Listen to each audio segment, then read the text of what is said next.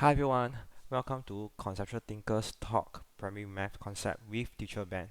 So today we'll be doing something a bit different.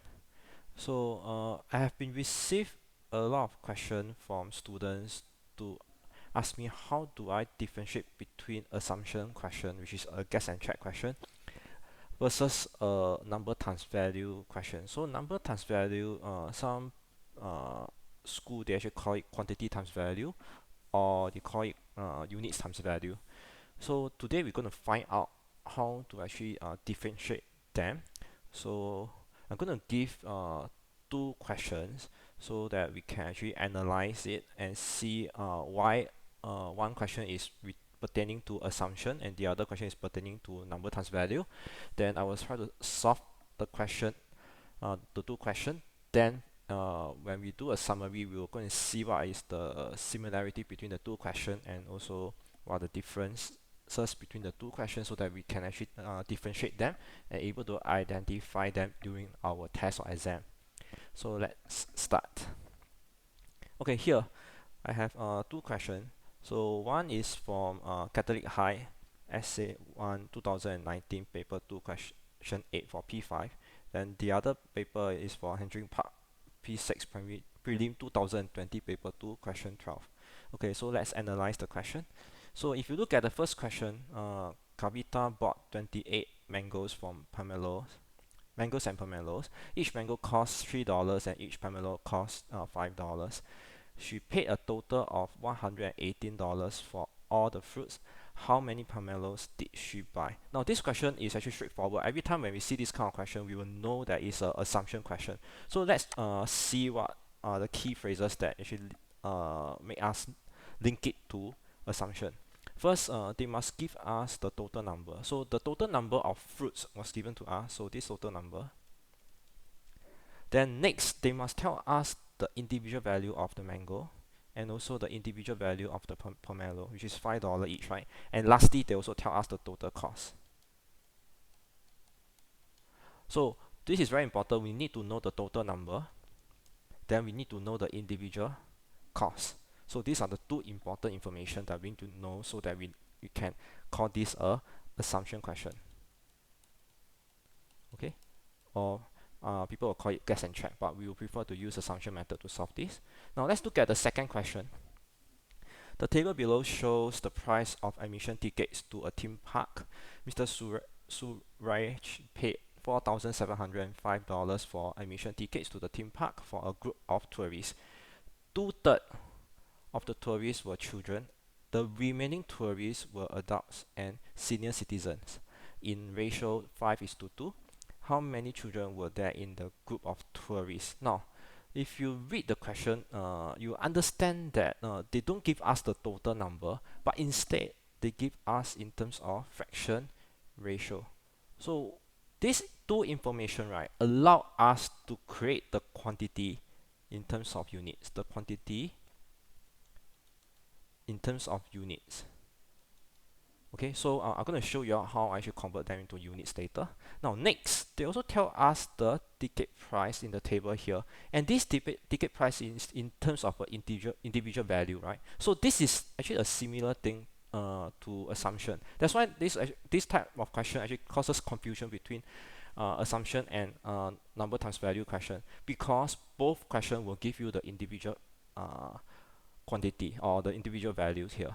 So first, we need to know need to know that there will be a quantity in terms of units. Next, we need to know that it will give us the individual value of each of the subject. In this case, will be the child, adult, and senior citizen. Okay, so this will be what we call numbers times value concept. Okay, so let's go and dive in and solve the question. So let's try out on the first question. So we need to find the number of pomelos. So when we do our assumption, right, we always assume the opposite. So since they want us to find pomelo, so we're going to assume all to be mangoes. So in this question, they mentioned that the total number of fruits will be 28. So 28 mangoes, we just multiply by $3. So this will give me $84. But if you compare this $84 against the total amount she paid for all the fruits. You notice that there's a difference, right? So next we need to calculate what is the total difference. We take $118, we minus away $84 based on what we assume. So we get a difference of $34. So we call this a total difference. Okay.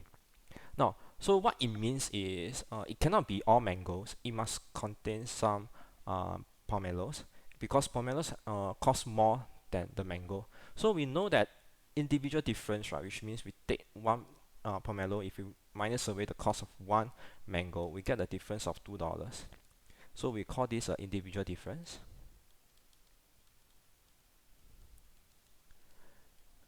And what does this mean? This means that if I take out one mango out from these 28 mangoes and I put in one pomelo because the total number of fruits has to be 28.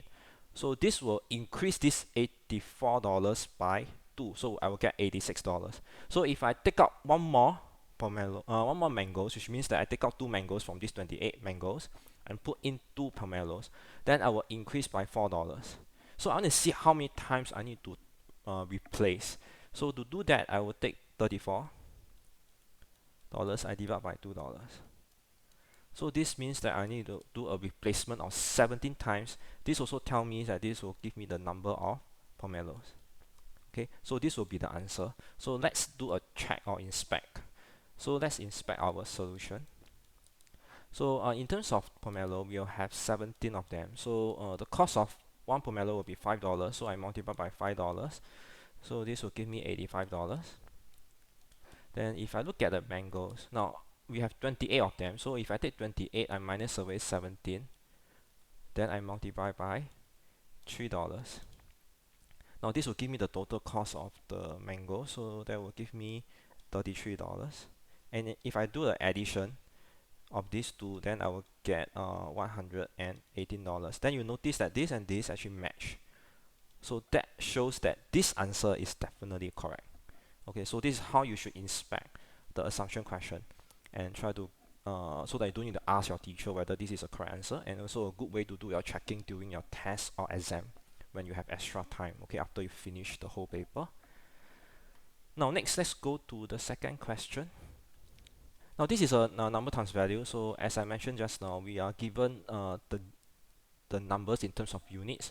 So in this case, we have the fraction of the tourists, and also we have the remaining tourists, the adults and the citizen ratio. Okay, so let's do a comparison. So they say that 2/3 of the tourists were children. So I can do a ratio in terms of children against the rest will be adult plus senior citizen, and this is can give me the total in terms of C plus A plus SC. Now there's a reason why I don't put a total here, because I noticed that some of my students, right, they will actually do a repeated identity for the total when the total doesn't match the subject in the totals, right, it's not matching to each other. So a simple example will be A is to B, then is to total, then B is to C is to total. They will make the two total equal, even though one is for A plus B, the other one is for B plus C. So that's why it's a habit for me to show the student that you shouldn't put a total here. Write down what it actually represents. So this will be 2, because this is mentioned as the numerator here. This represented for the children. So the denominator represents the total. So the total number of tourists should be 3. So which means that for adult and senior citizen should be 1. Then next we can compare this. So we have adult and senior citizen. So adult is to senior citizen will be 5 is to 2. So this means that if I add them up, I should get 7. Okay, so that means that this is my repeated identity. I must make them equal. Here is 1, here is 7. So what I do is I actually multiply 7 throughout this top ratio, and this will give me 14 is to 7 is to 21. Okay, so I can actually come up with the final ratio. So we have children is to adult is to senior citizen, then is to their total. So total here will be C plus A plus SC. So children will be 14 units here, 14. Adult will be 5. Senior citizen will be 2. Then finally we have the total as 21. So you can see that 14 plus 5 give me 9, 9 plus 2 give me 21. Okay, so this will be the units that will be required to solve the question later. So let's go to the, okay, so next I'm going to create a table out from this. Okay, so because of the lack of space, right, so I'm going to create it over here. So we have senior citizen, sorry, we have children, then we have adults, then senior citizen.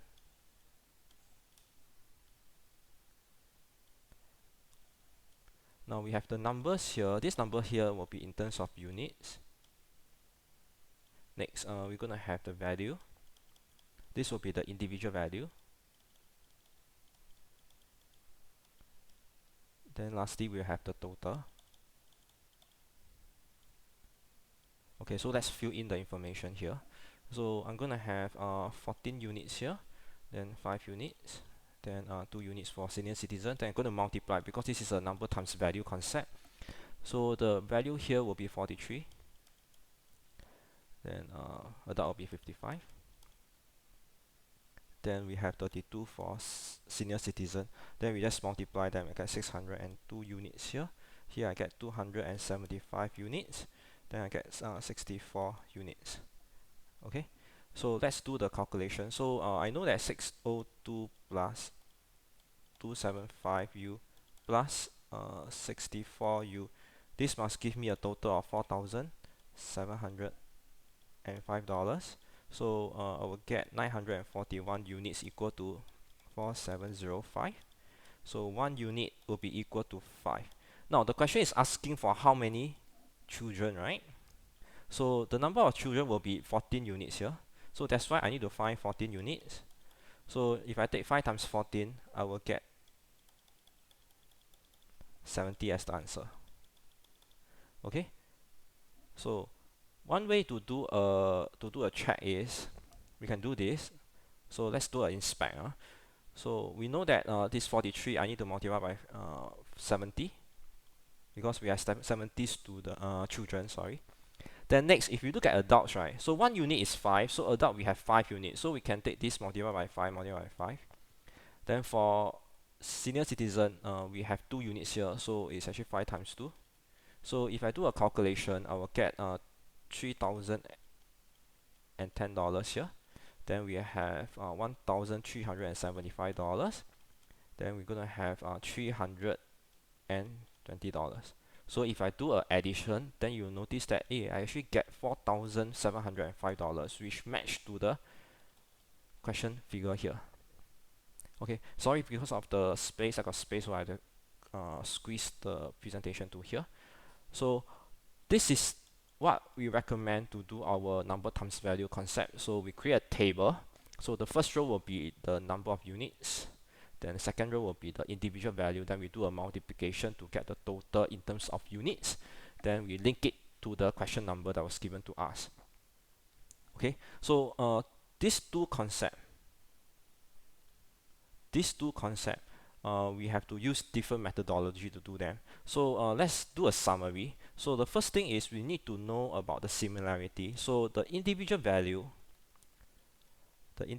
will be given in both questions, right? So this is the first thing that we need to know. Now the difference between the two questions is for assumption, right? Assumption, they will actually give us the total number. So in this case, they give us 28, the total number. Okay. Now for number times value, it will give us the number in terms of units. The number, or sometimes we call it the quantity, is in terms of units. So this will be the difference will be the one that we can differentiate between the two questions. So I hope that with this video, right, you get to understand how to actually differentiate these two types of questions, because I have a lot of students keep asking me how to actually differentiate them. So I hope this video will be useful to you, and Please don't forget to follow us on our YouTube channel, Conceptual Thinkers, and also follow us on our Facebook, Conceptual Thinkers Mathematics and English Hub. So feel free to share your question and put your comments below so that we know if you have any question that you want us to create as a video explanation, or you have any things that you want to ask us, feel free to let us know. Okay, so that's all for today's video. I will see you in the next video. Bye.